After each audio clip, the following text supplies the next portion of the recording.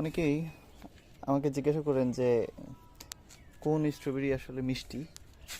Strawberry তো আসলে মিষ্টি না, স্ট্রবেরির স্বাদটা একটা ইউনিক স্বাদ। তবে তার ভিতরে একটু বেশি স্বাদ হচ্ছে আর হালকা একটু মিষ্টি মিষ্টি লাগে হচ্ছে এই রাবি থ্রি জাত। আর আমেরিকান ফেস্টিভ্যাল বা আর্লি গ্রো অতটা মিষ্টি নয়, একটু হালকা টক টক এবং স্ট্রবেরির স্বাদযুক্ত।